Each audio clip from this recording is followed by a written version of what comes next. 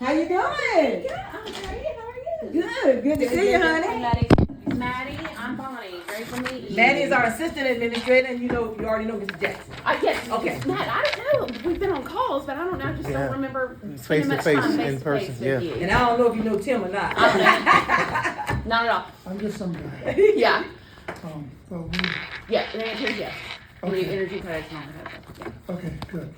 So we can talk Because about we've got some solar projects that are coming online that we can apply for. Yep.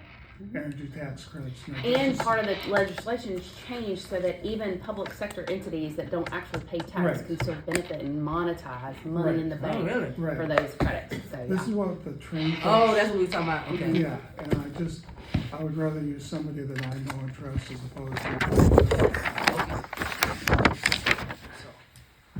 Okay. All right. So we want to talk about housing community development. How do we get here? How do we fix it? I know, Bonnie. I just. Yes. I know, right? Nothing like just walking in and having things handed to you. All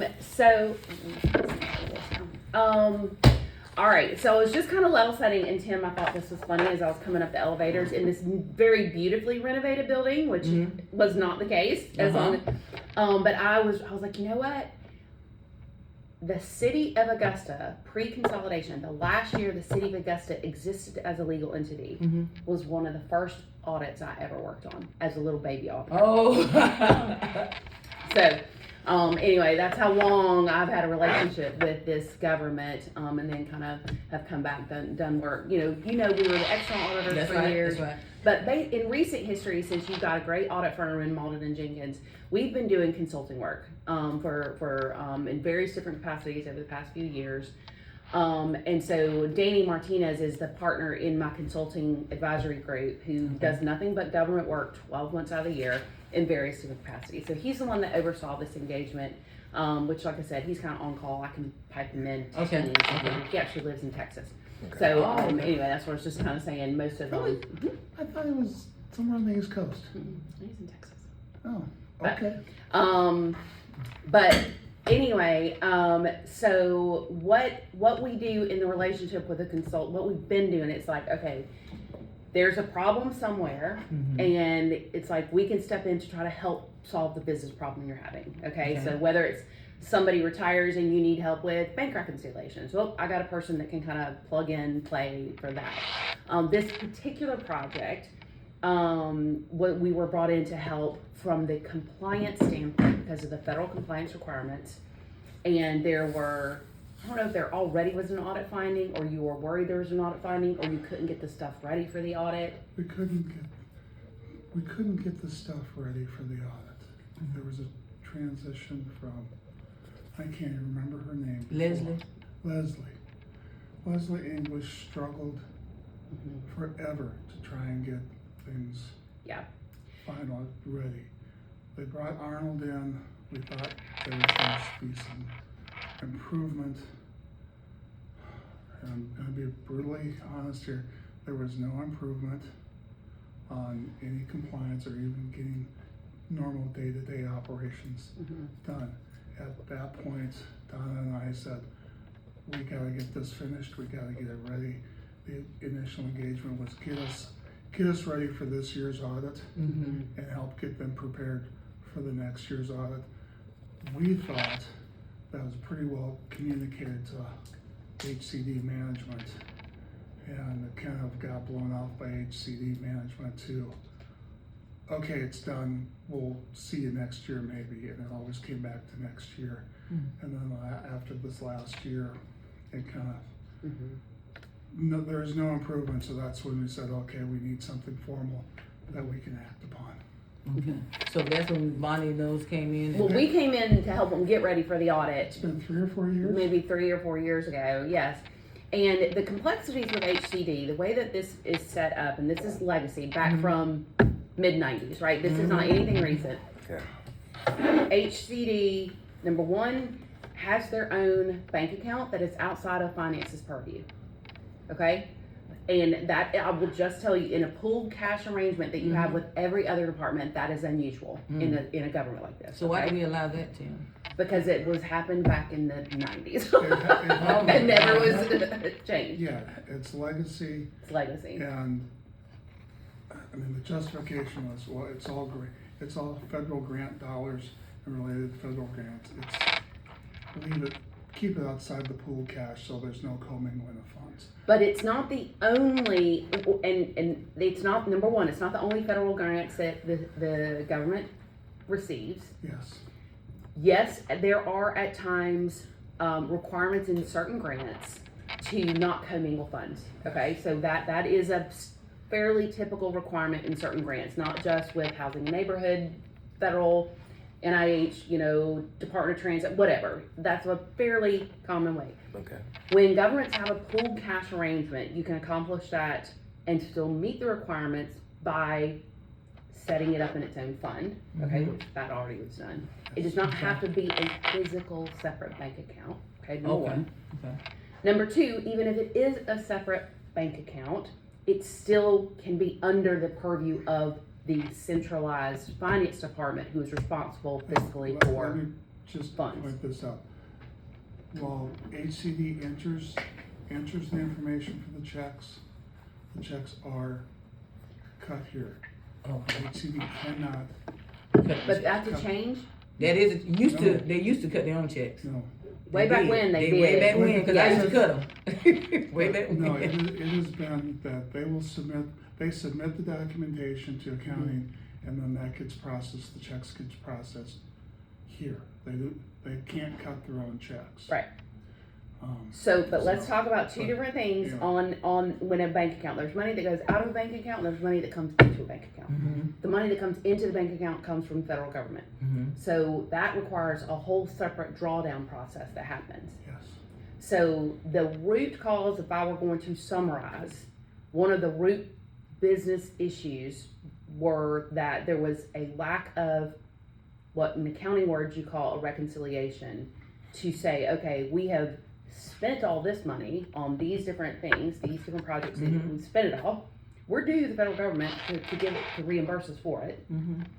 But you have to reconcile, I have spent these dollars on this program, therefore I go over here and I request a drawdown of these specific dollars to reimburse me for this project. That's a reconciliation process that was lacking. Yes. Which meant two things. Number one, you don't have what you need to give to your auditors. Number two, you can't actually say that you've gotten reimbursed for everything that you should have. That you're leaving money on the table, which we found that. Yes. We found that there was money that had been spent that had not been drawn down because that reconciliation process was not happening. Am I Nope. speaking truth?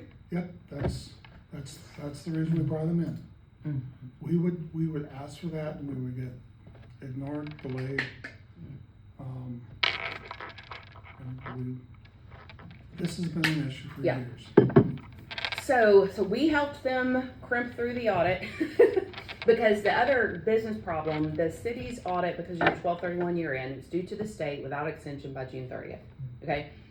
The auditor works primarily with the finance team to get that audit done. You've got all these funds and they kind of coordinate with all the different, well, they do have to go to water and sewer or the airport or wherever they have to go, but the finance team is that central point of contact for the auditors to get it done. In this particular circumstance, because the bank account's outside of their purview and the reconciliations and all that stuff is not being done, and it's federal money, so you've got the compliance audit on top of the financial audit. Finance is at the mercy of this management team over here, giving them what they need to give to the auditors. So then what happened was they became at risk, the government became at risk of not meeting their June 30 audit deadline for the whole city because of being at the mercy of this one department not having their stuff ready for audit. Okay? Yep. Another business problem that we were trying to help was get them ready for that.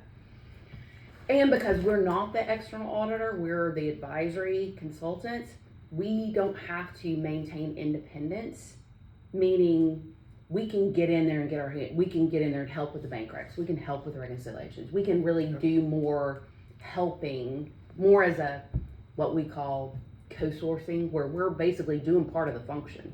You know what I mean? You don't have enough heads in that department with the right skill set to be able to do that work. We can come and kind of supplement as kind of a co-sourcing kind of arrangement, which is kind of what we did to help y'all get through the audit past few years.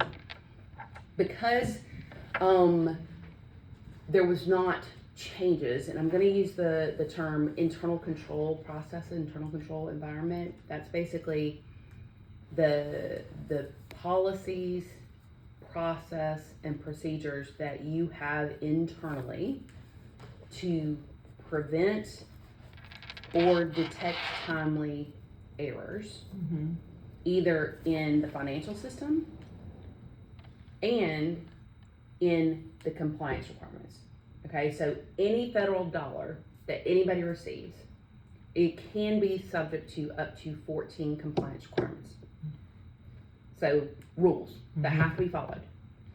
And you have to look at the specific grant to determine what rules apply. Not all 14 apply in every grant, which apply. And then your external auditor comes, and for any organization that spends over $750,000 in a given year of federal money, which obviously this government does, then the auditor then has to pick certain programs and pick samples within those programs to test against those 14 compliance requirements. Okay? So if there are exceptions in either the money being spent, not drawn down, reconciled, blah, either that and the money, or any of these 14 requirements, if there's a problem, what happens is the city as a whole gets a finding. And that's what goes in the audit report. And nobody likes findings. Some of them, they happen and you just write a response and you fix it. But what you have to do, what's appropriate for management to do, is you gotta drill down to what we call root cause. Like, why did this ever happen? And when you get to the why, you fix that. And then you prevent it in the future so that you resolve and you don't have what we call repeat findings, meaning the same thing happen over and over and over. So what this report here that we produced in October is my team went through and basically identified where is the government at risk of having these findings.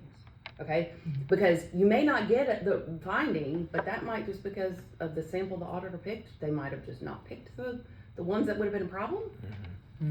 But in management's perspective, if I'm in your shoes, I want to make sure that root cause, the why, if I know the why and I haven't taken action to address the why, that's on me. Then I deserve a finding, whether they find it or not, kind of thing. And so in this report, I think there are 9 specific recommendations where we identify gaps of where, like, yep, this could be a problem if it got picked, where these could be the problems.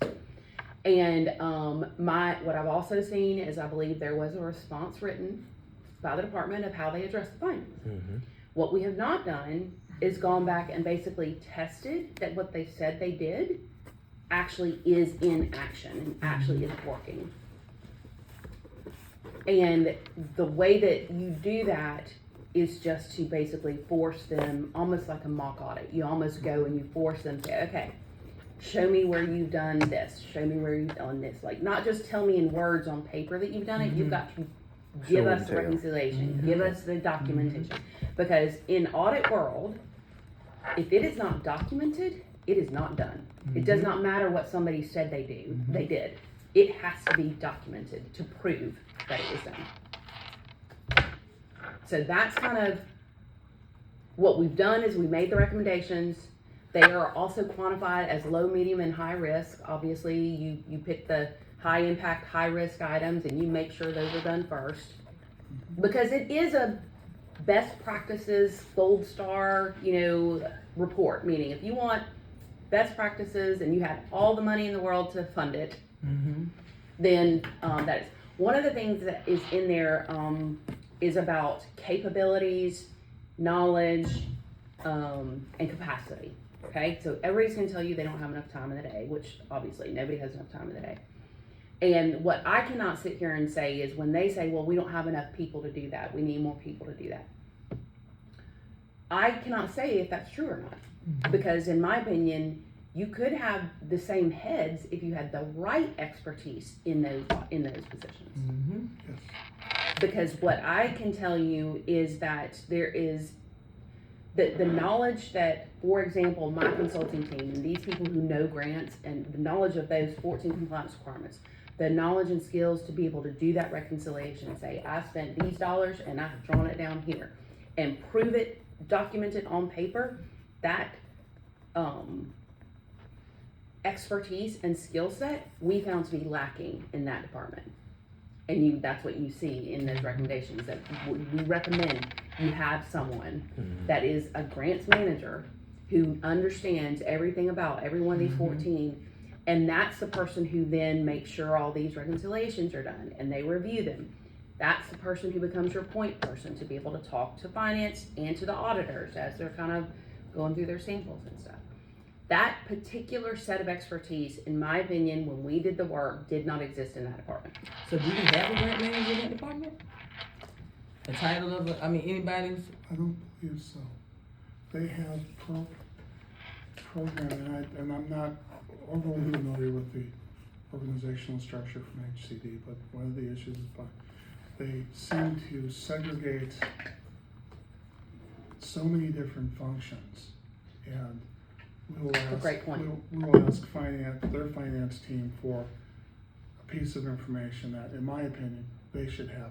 Oh, I have to talk to that program manager. I don't have that. So I don't believe they have an overall person that would manage the grants. And I think It's very much, they're focused on what they're doing and what they're doing and what they're doing. And they may know what they're doing, but they don't know how it fits into the overall picture. Yes. And so what happens is when those checks come over to finance to approve and release, you're looking for the program manager to have signed off and approved that. But to do that, they are relying on that person over there at the program to have done their part to make sure, yes, this is an approved expenditure. They can do things like match numbers. They can make sure it's got an invoice. They can make sure that, smell test, it looks like it should be an expenditure for this program. But finance is not responsible for understanding all those requirements of that program. That is the department's responsibility. So let me ask you this, Bonnie. Did they say anything about the administrative part of the actual grants that come in? What can those be utilized for? Do y'all On the, tell each me grant, more I about guess they have a certain percentage that can be used for The administrative indirects. costs. Yes. Yes. The index, let me just throw this out there because it has come up recently, is they have a track record of using indirect costs, the admin fee, to cover program costs. Nancy, he has been fighting with them for the last. So that's salaries and If they have to pay for a window or something for a house that's, rental house that they have, and there's no money within that program budget, they will dip into the admin budget. We have been pushing back pretty hard this year about that.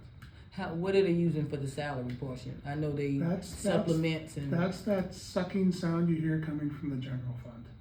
That's the money that the general fund gives to. For the supplements, did it? Yes, ma'am. Grants are highly, I'm trying to say they're just wicked. That doesn't sound very good. They're highly technical, and one of the things I've been trying to get that I've never gotten a decent answer for is part of the issue we face is the grants cover multiple fiscal years. Okay. yeah. And we have multiple organizational years. Ours is a calendar year. Federal government's an October 30th, September 30th deadline, October 1st beginning. So we have to match that. And what I've always asked for has been, okay, you get this grant. It's a $2 million grant. You get 20% for admin. So you have $400,000 or $40,000 or $400,000 for your admin. Allocate that over the 2 years. Tell me how that's going to play into our grant, and it hasn't. So let me ask you this. So is there any issue with them? I know I've heard them say, if we get this grant, my salary depends on it. So think about it, like just a regular kind of budget of any business, right? And so I'm looking, if you need someone to be able to look at use the example of a single grant, okay? But we know it's a whole department, right? So department's made up of 10 $2 million grants, right?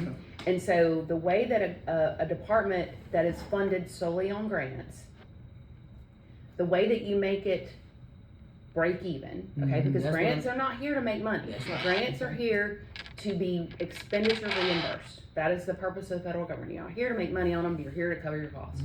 So let's say I've got 10 grants and I know to execute, I'm gonna get, let's say, a 20% overhead on each of the 10s. It's different for every grant, but let's just pretend like it's simplified. So collectively, I'm gonna have this 10 times 20%, I'm gonna have this bucket of money over here that is gonna have to fund my overhead costs for my whole department to execute on these 10 grants, right? So if I'm managing like I should be managing as a business, I have a budget of this much for admin, it's gonna let me do these 10 projects, these 10 grants, right? And so you've got to look at it from that perspective. So the fact that they are saying they have to dip into the admin budget to cover a window, that's not how it should be designed. The window should come out of the actual project money. But if I'm not managing it from a holistic perspective like that, then I run out of money over here. And oh, by the way, remember we're not reconciling to make sure I've drawn down everything I can draw down. Of course you're gonna have to dip into your admin budget because you haven't drawn everything down you need to. So when they say my salary depends on it, it does, but my opinion from a business management perspective, that view of looking at the department in its entirety, saying these 10 positions are to be covered in this admin bucket of these 10 projects, and actually analyzing it that way, that exercise at that holistic view has not been effective. Because if that exercise were effective, they would not have to dip into an admin budget to cover a window, period. Does that make sense? Yes. Yeah. And they shouldn't have to come to the general fund. And they should not have to come, or we know going into it that we are doing these 10 projects. We know we're only gonna get X amount of admin costs, and we know I've got other people that we're gonna do that. So to run this department, I know I'm gonna have to subsidize from my general fund $1 million or XYZ every year. And so it's not a surprise, it's not a borrow, it's a known, okay, budget, general fund, you need to fund this department because federal funds admin is only gonna cover 60% of the actual admin that we need to run the department. So they shouldn't be using those admin costs to give certain raises back and forth for supplemental pay? They could if they planned it. Let me just, in a perfect world, HCD would have a zero net income net loss each and every year. That is correct, absolutely. In a perfect world, if everything was perfect, that's not the case because they've been showing deficits in the last several years. And it is because they don't reconcile. That has been a major concern. And that goes back, they don't reconcile, which means they can't ensure that they're not leaving money undrawn down on any respective grant. So they might be, they might be more funding over here. And when they don't reconcile and look at it from that big picture perspective that I just talked about, they can't come to you and say, hey, I need $1 million from the general fund because my admin costs are not. And by the way, the federal government's designed to break even. So maybe they're only building into the grant writing a 20% admin. Maybe they need to build in 30%. So that they're able to draw down even more from that. But if you're not looking at it from that holistic view, and you're not reconciling, no, you can't look at it from the holistic view if nobody's doing the actual reconciling to begin with. You don't have the tools, you don't have the information, you don't need to make that management decision. So she's talking about specifically, and I don't know if you're aware of this, but frequently we get requests in this office to approve additional supplements to people's salaries. And the justification for that is because this is related to this grant. That's what we see it on kind of an ad hoc Yes. basis. So what we do is we have, and I know I'm gonna beat this dead horse, but it aggravates me because we continuously get the request, like Manny's saying, we need to give this person $15,000 extra. And my view of it is, all those additional supplements you're giving these employees could have taken care of not having to draw from the general fund. So why are you doing it every time a grant comes through? And it depends on who the person is, I hate to say it. Nope, you're right. Oh, okay, I'm I thought, sorry. it depends on who the person is, this person might get a $10,000 supplement. Nobody ends those supplements. No, I say, well, have we ended these? Have we closed some of these out? As far as, no. I had a request for an $18,000 supplement. And I'm like, those are the funds that can come back. But if the positions, the people's salaries are budgeted at a certain level, if those budgets are married to what we expect to receive from each of those grant allocations, it might be legitimate. I mean, it is legitimate for a person's salary to be grant funded. If Oh it's, yeah, if it's definitely. budgeted. Yes. If it's budgeted, like she said, the holistic Completely picture. agree. They're They're doing not, it on an ad hoc basis. that's right, that's my Well, problem. I think there's two, there's two different issues here. One, in a perfect world, yes, that supplement could be covered by the grant if they managed it properly. That's right. The other issue is, it has become a practice to, and it's came back from COVID, you know, that's when it started, is all this extra work got thrown at people. So now anytime we get a new grant, somebody gets a supplement. That's administrative management practice that needs to be stopped. That's right. Because in my opinion, if I'm a grant person, my job is to take care of the grants. I don't care how many I get. My workload may have increased, but my job is the same. So why every time I get an additional grant for the whole department or what have you, I get a supplement Now, what they should, by each grant? what they should be saying is, this person that has this home grant, yes, their salary is funded by 50% from home, 50% from the general fund. That would be, because that's Yes, that's fine. perfectly acceptable. Yes. So we get a new home grant, because I think those are renewed, can't remember if they're annually or biannually, but every time we get that, it's kind of, this should be it. It shouldn't be, if we get a new home grant, depending on the size, I mean, that's a management decision, but okay, you get another home grant, you still get the same amount of admin, but since you've got your salary covered, you can either allocate a little more from the stu grant to the salary and open up some other funding, alleviate the funding from the general fund. Exactly. That's my point. Tell me where I'm crossing the line. No, Sorry. Tell me where I'm beating the dead horse if I'm wrong. What I'm saying is, what they're coming to you, again, there might be legitimate reasons or whatever, but they're coming to you in these little bitty pieces. And where is it that someone is saying, here's the department, here are the people, That's right. here is the portion that's getting funded overall, and then where's the shortfall that needs to be kind of funded? That's like exactly that right. big picture analysis is the missing piece. Right. Which is why when they come to you and say my job depends on it or whatever, I got to have this $10,000 supplement, you don't have the information That's exactly right. to say no you don't or yes you do, because you're getting it in little bitty pieces instead of a more comprehensive review of the collective department with the collective administrative reimbursement, the collective expectation of funding from the general fund. Root cause. I'm gonna throw this out there. We have asked for some of that analysis. The team over there does not have the capabilities to provide the analysis that we need. We asked for something, I mean, Nancy asked a simple question yesterday. She had a 4-paragraph response that made no sense. I've asked for information, and it takes me longer to review than if I did it myself.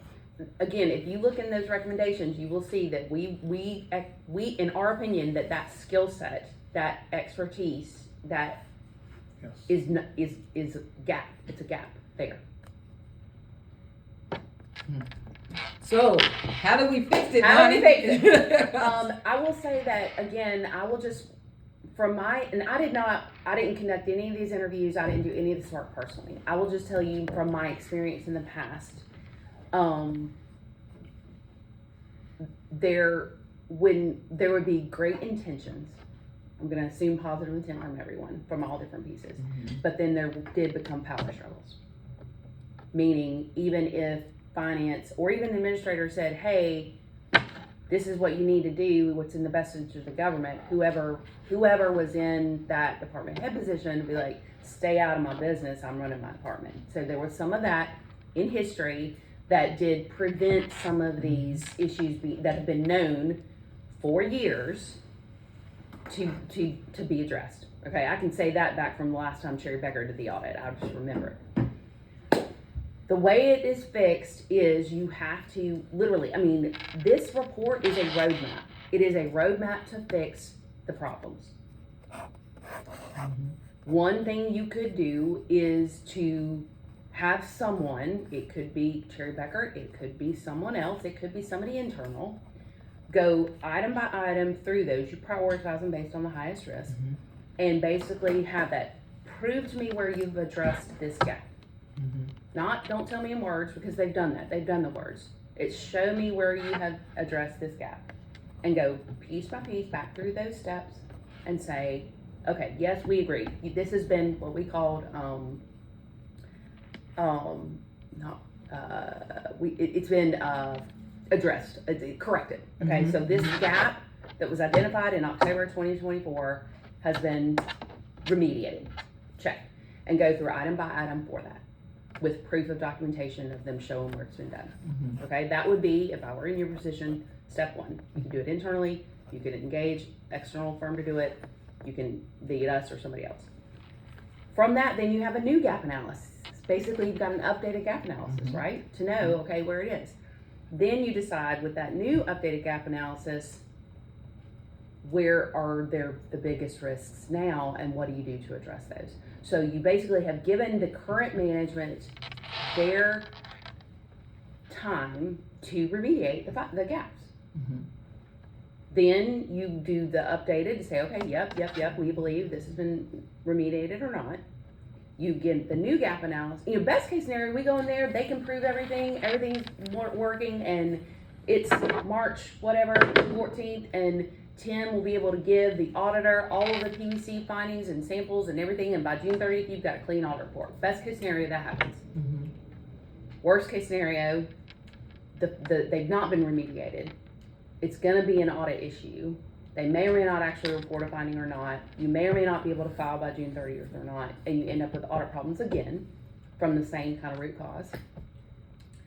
But you've at least given management time to credit. So anyway, so let's say they've corrected some, but not all. You end up with a new gap analysis.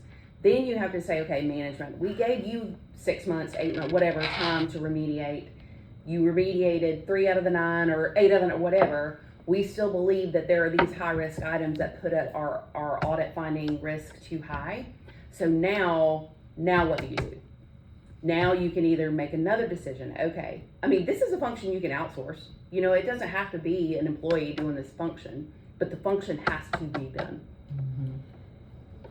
So then you make a decision of, okay, we gave management time to do it. Do we give them another round? Do we hire another outside? Do we assign somebody in finance to go in there? But they have to have the empowerment to be able to actually make the changes that need to be made to address the gaps.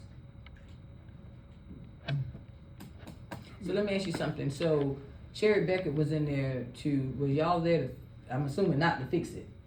We were there to help get through the audit. Okay. But that's a project. That's not a fix to the internal controls for future. Gotcha. Because I was told, I think, and maybe I misunderstood, that we had Sherry Bekaert there, so they could have told us about some of these problems.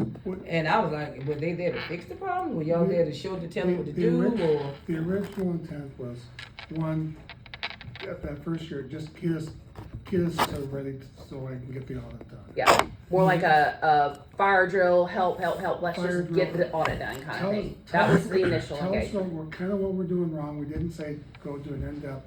Tell us what we're doing wrong. And the hope was that through this process, the staff would there, they would pick up on this and figure out what was going on. Okay. That never happened. They became reliant upon us bringing in Cherry Bekaert just to do it. Just to Which get we can them keep ready for the doing. audit. That's that outsourcing piece. We can keep doing it. But y'all not fixing these issues that they still have. No, Correct. no. And I appreciate Bonnie's confidence in us, but I just, with our level, with the history we have, with the level of staffing, well, I've got 2 people in grants, one's on a 400-day military deployment, so now I've got one person my grant manager, alliance manager, Nancy, is it, until I get somebody else in on that, but I think just because of the history that we have, we need to bring in an outside entity to say, we're gonna do a compliance, I'm gonna call it a compliance audit. That's what it is. Yeah. Now, the governing body wants, and I don't know if you call this is y'all sector, but they want to make sure that people are being looked at fairly on some waiting list. They want to make sure that the money is where it needs to be. And I mean, I know it's more of a financial audit. That's more of a So- operational audit, I mean, do y'all do that, or?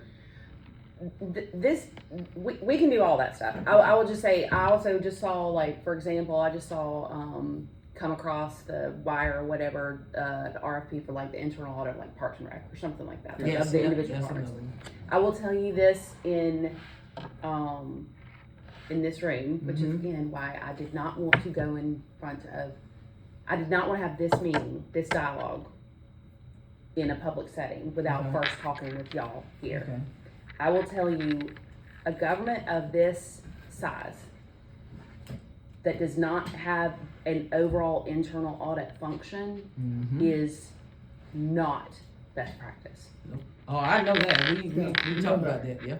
It astounds me that the size of the budget, that you do not have the internal audit function covered and are still doing it a department by department, RFP by RFP. That is, I never would recommend that. Absolutely would recommend you have an engaged internal audit firm that has a rotation. They do a risk assessment up front. They have a rotation of departments they go through.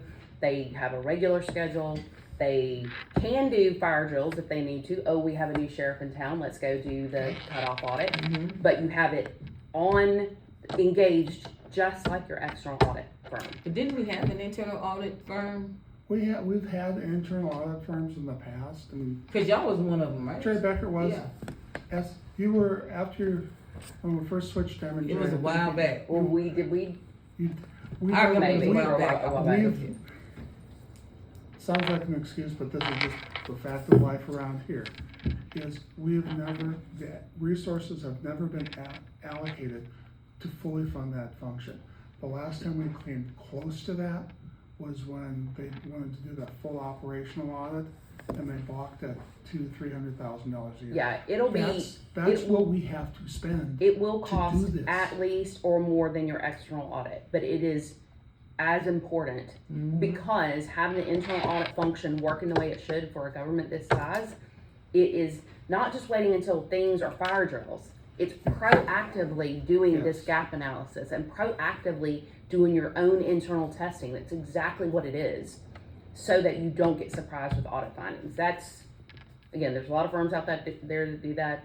We're one of them. There's plenty of firms out there to pick from. I'm just telling you from a management perspective that absolutely is a low-hanging fruit risk area to not have that function fully stood up. I So, agree with her 100%. Okay. So, but it's money. It's money, and you're exactly right. It is not cheap, because you don't want a rubber stamp internal audit firm. You want an internal audit firm that knows governments, that knows how to do proper risk assessments, do proper gap analysis, and still will not be the rubber stamp that I want everything to look right. I don't want that. I want her to come in. I want our internal auditors to come in and say, this is an issue, you gotta fix it. Yep. Because otherwise, why do I have them? Yep. Exactly right. And that's why this report ended up the way it was, because of the back and forth, what we were hearing of, well, Cherry Bekaert was in there, why didn't I thought they were gonna fix it or whatever. And I was like, no. because we didn't have to issue this report. Like, we got you through the audit. Yes. Then that's when Tim was, he's like, Bonnie, they keep saying that y'all are in there, you should fix it. And Yeah, that's what and they're telling me too. that's when I went back to my team and I said, no. I said, guys, we need to spend the time to write up the formal report of the gap analysis, because it kept going back that there was this lack of understanding of what we were really engaged to do. We were engaged as a project to help them get through the audit. Yes. That's not fixing the root cause of the problems. So So, that's That's where we are. where we are. Anybody? So how have can any I help? questions? I know, right? Help. Any? if you want, my initial recommendation is we retain Sherry Bekaert to come in and do that compliance audit based on that document. Do The reassessment of what they said they did. Do the reassessment, do the high profile, high potential, high High risk areas. high risk items, and have them do it. Because Would there's that a whole, include the is that a other things printout that of me the and you reports? came up with? I think so. Or that you came up with? Mm. Because they still want that. That's my concern. That's, What did you just ask? we can, I mean, that can be included as part of it.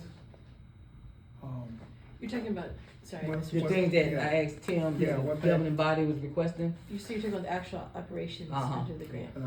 We can expand it to Yes. include that, but I rely heavily on relationships, and I trust Bonnie, and I trust, her team is top notch, because they do tell me things that I don't wanna hear. And that's what you want. If That's, you, that's what I want. They are- Bonnie used to tell us a lot of things we didn't want to hear. They are familiar. I'm not the, we do our job, you know, it's You not do doing your job, you're doing anybody's well. report.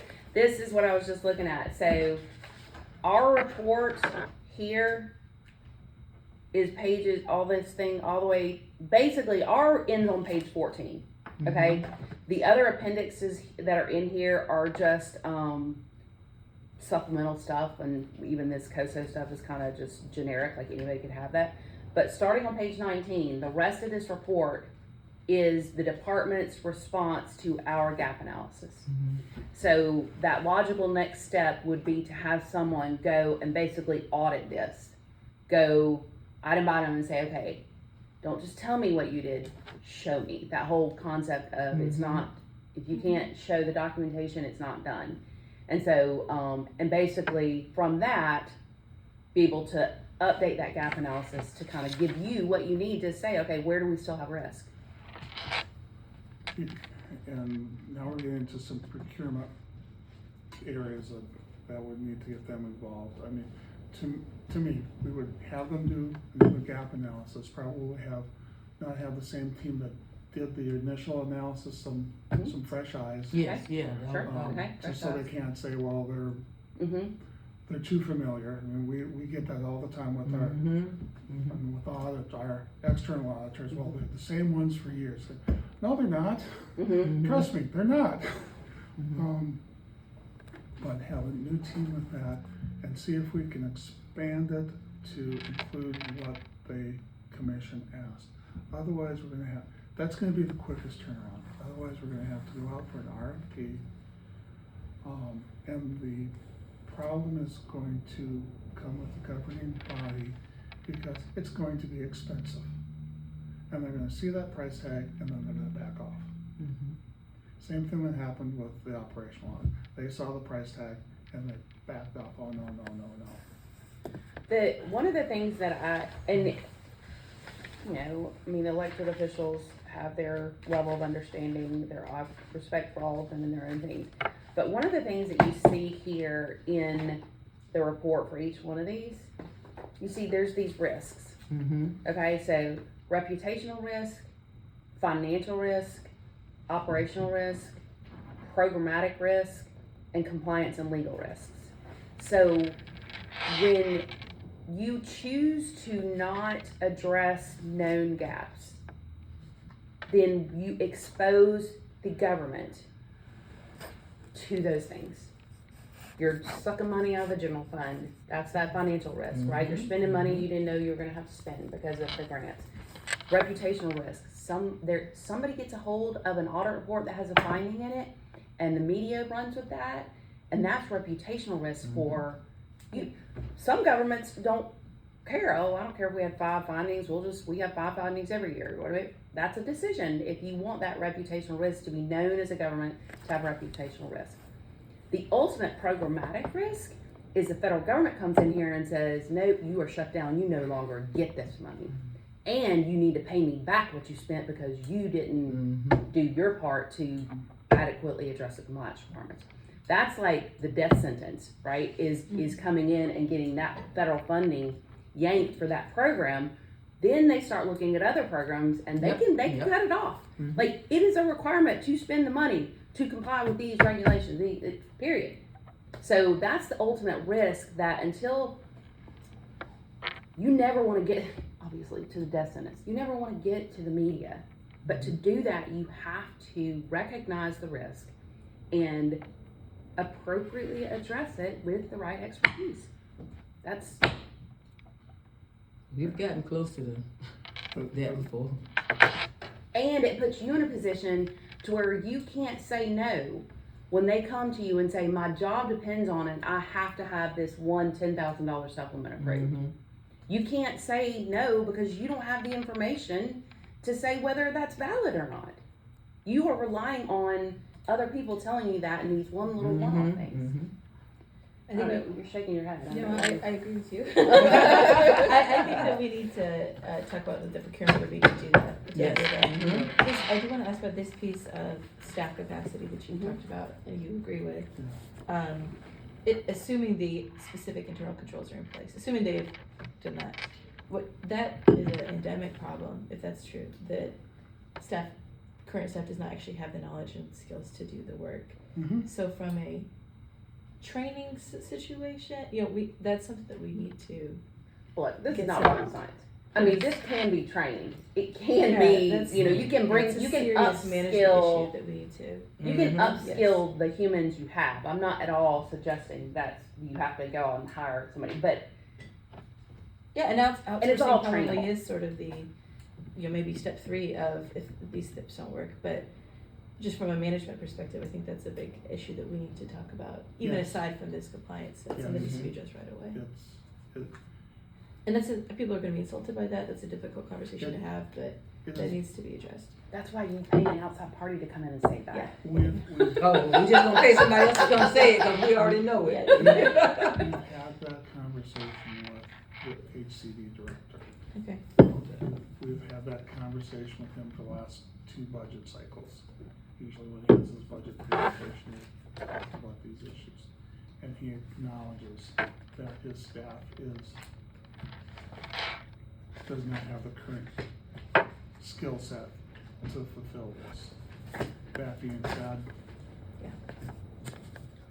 I mean, not making excuses. I mean, we all know in the last 6 years, we've gone through 3 administrators, and they've been interim, which limits the things that you can do. Now that we have a permanent administrator, I guess I would recommend that we go out for an internal RFP or internal auditor RFP, and we fund it properly.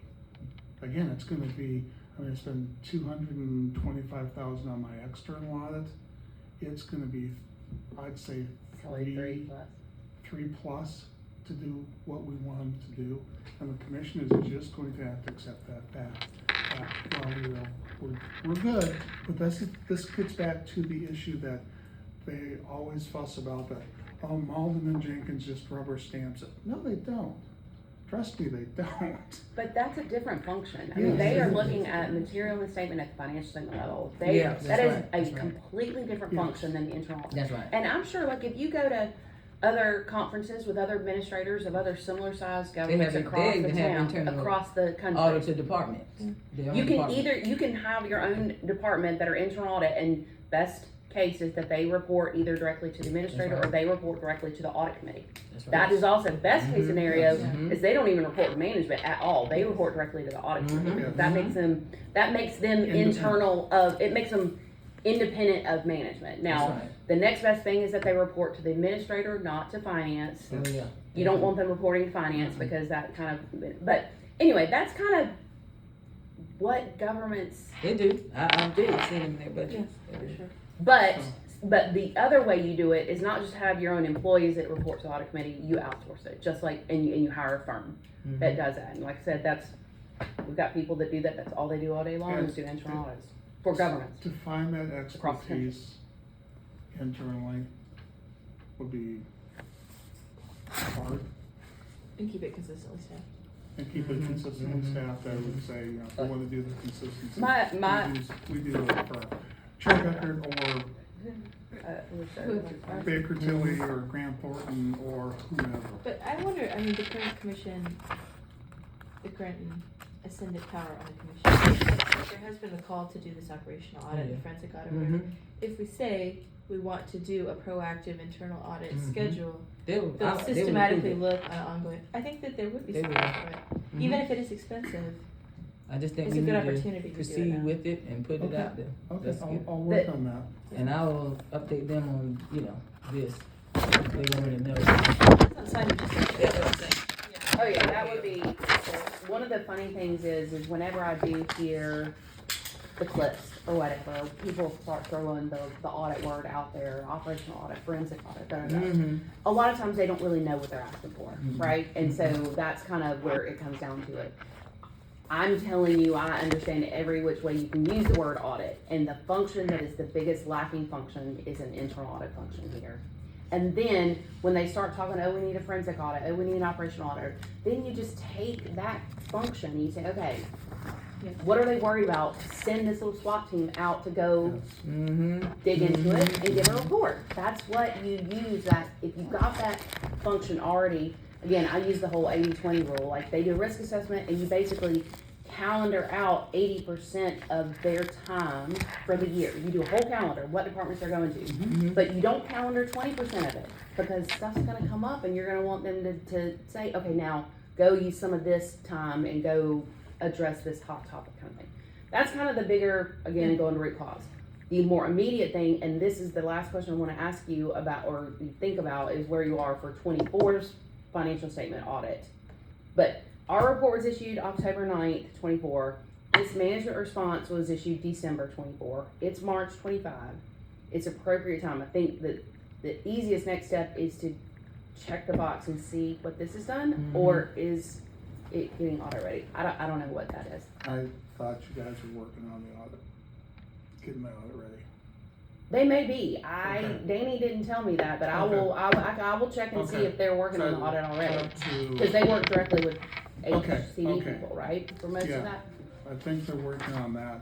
I mean, because I've talked to Danny and I can't remember her name. I apologize. I'm not gonna know. I just talked to Danny. that He runs I his wanted thing. everything, I can't remember if it was April 1st or April 15th. Knowing that you probably check get on it that. till March or Right. till May. Let me, But, I'll check on that. I thought y'all were working on that. I would say, let's continue with them to get ready for the 2024 audit. Retain Sherry Becker to come in and do that. Bring The the, gap analysis, okay. update the gap analysis and address the specific questions that the commission made.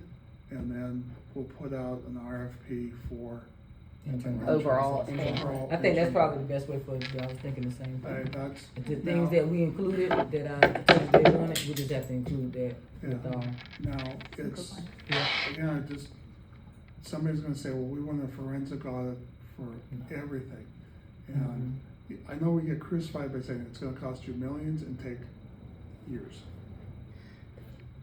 again, people that are asking for a forensic audit, they don't know what they're asking for. And They're not Right. using the right words, and it's just out of pure lack of knowledge. And so, where if there are individuals or an appropriate setting where I can be helpful to translate, I'm happy to help with that. That's just kind of me, just kind of doing what I can do to help The y'all. other thing But that, and I don't know where they got this good, no, it never came from anybody in finance that said, well, you'd have to shut down the departments. No, you don't. Somebody did say that. I don't know where it I came don't from know either. where, I don't know where that came from, It- because we know how to work with the auditors and we know how to work this. It is what every other government does. Yes. They do not have to shut down departments. It's not Yeah, supposed A, to yeah, I be- didn't know. a forensic, it's normal. A forensic audit means somebody's going to jail. That's what that Yes, means. yes. That means you are sending a SWAT team in there because somebody is going to jail. That is what a And forensic you already audit pretty means. know that you already have the evidence. You just That's going correct. Yeah. You just want, that's exactly support right. it. Grovetown did a forensic audit when the lady was caught That's right. stealing. They already And knew. she was stealing. That's right. Yes. That's right. They already knew it. They you know? knew it, they found it, it's kind of, y'all come in and help us prove this. That's it. That's a forensic That audit. is completely different than just a regular internal audit. That is more, when they say the word operational audit, internal audit is really that function that you're talking about there. Mm-hmm.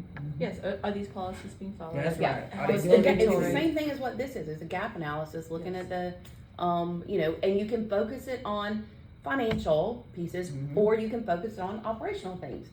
Is the, tax, are they issuing the tickets in sequential order that they're supposed to be? They really don't have any dollar impact, but it's an operational impact. You Yes. design the internal audit procedures to address both financial and Yes. That's operational what we things. want. An organization I was in, we audited the strategic plan performance measures. It's like a strategic plan. Mm-hmm. I mean, even at that level of operational, Yes. that's far removed from a financial side. Yes. But that's a. But it's still under that umbrella of that internal audit function. So it- Okay, I will get back to you on where they are on the external audit PC list and that sort of thing. I think they're working on it, just. Yeah, and honestly, the engagement letter that covers that work would also, we could cover this remediation analysis as a part of that, and it would make sense. I'll make sure it's a different group of people, so it's the fresh Okay. eyes. It's just the additional stuff that the Yeah. commission wanted. Yeah, that you're gonna have to send me. I don't know what that Okay. is. So we won't have that in there. Yeah. I want to do that as a change order. Just do it. We can from our perspective. It's up to you. We can Do do. you already have addendums. they already have a purchase order and everything for them? No, we do engagement by engagement, and they're all just professional services, so Okay. they don't do purchase orders.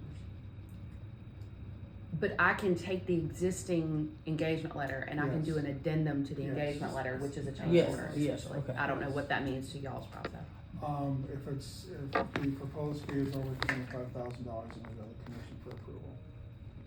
That's- Well, our stuff is all time-based, so I mean, we can do it a chunk at a time. That's up to y'all, however you want. I just wanna help, whatever y'all. I'm just gonna say, for the finance director side of me is going, yeah, that sounds great, but I don't wanna go around procurement by just Mm-hmm. chunking it out. I don't want you because to. We know we want this process done, and if we just chunk at a time, we're kinda Mhm. going around Mm-hmm. procurement, and I fuss people enough for that, so let's just, if the commission wants it, we think it's important, let's just get them to approve it and put in the funding. Mm-hmm. That's my opinion. Did they approve the initial engagement letter for this specific process? No, because it was less than 25,000. Oh, okay.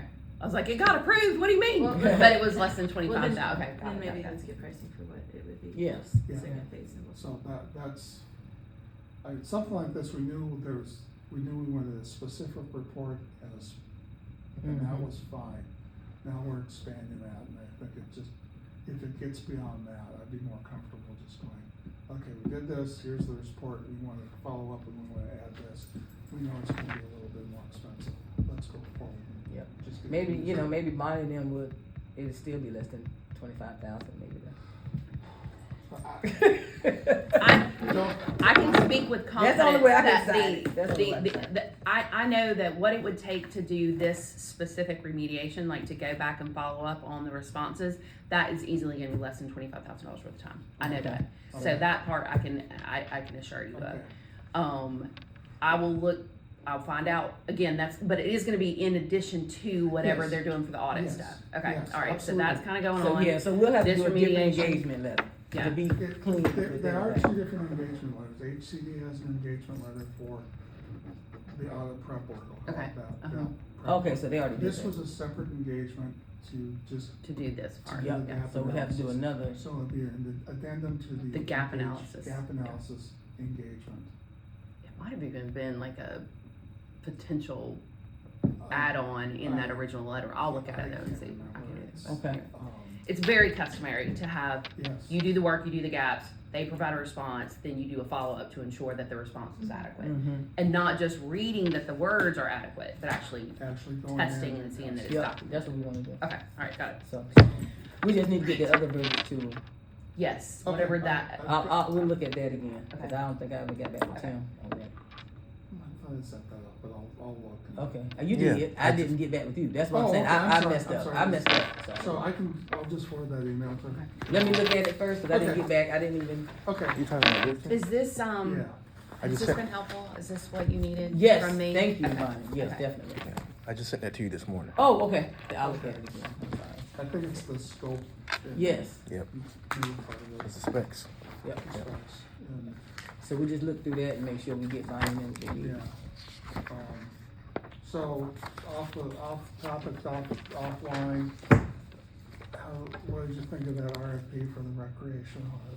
I mean, it's gonna be the same thing, I swear, it's like rinse and repeat. I sent it to my internal audit team, they're gonna come back and they're probably gonna choose not to bid on it. Because it's not well written and it's not really what should be done. What really should be I know. done is the overall internal audit. I know. Which is what happens with every one of those little one-off RFPs that come, because my team at Cherry Bekaert, we know what the right practices are to do, and it's kind of, and we don't choose to get involved in something that we think is gonna be just somebody that's not right. I mean, we pick and choose what kind of engagements we bid on because of that. Now, I haven't heard, that just came through this week, but And I just, suspect it may just come so back. y'all know, the audit, the commissioner Frantham was very specific.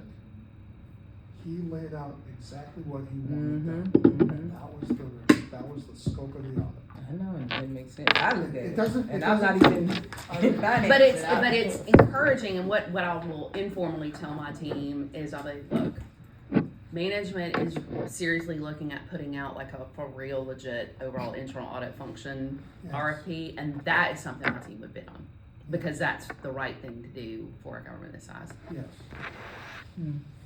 Yes. Make sense? Yep, makes sense to me. All right, Thank you so much, Bonnie. you are welcome. Y'all have, my email, you have my cell phone, always the quickest, easiest way to Yes. get me. Please, if they don't have it, share it, reach out, whatever I can do, cause I'm just, the best part about not being the external auditor is that we can come in and help with these problems kind of thing, both on a reactionary basis and on a proactive. We wanna be proactive. Okay. And I'll find out the details on that. Oh, this is your copy? Oh, I'm sorry. On that This was my copy, I brought it. You can have it. on that energy stuff and let you Yes, know what let me we're know what looking that for. is, yeah, for sure. Okay. That's a different team than Danny's Yeah, team, but I yeah. do have a team of people that's what they do all day long. Yeah, and that's, like, Train is the engineering firm or contractor that did that, and they came along and said, okay, you can get all this money back. And I'm going, yeah, but, here's our list of recommended vendors. Yeah, it used to be, that only the engineering firms could get that credit, and so the way that they would have to structure it is essentially, they would build it into their bid, they would Right. say, this is gonna cost, but we're gonna get this tax credit, so then we're gonna reduce our We costs. can directly Now get- you can, the not, public sector can directly monetize those credits yourself, you're not dependent on going through the firm Yeah. anymore, yeah. So, but like I said, I'd rather work with somebody I know Mhm. than. I'll get you a call for that. Okay.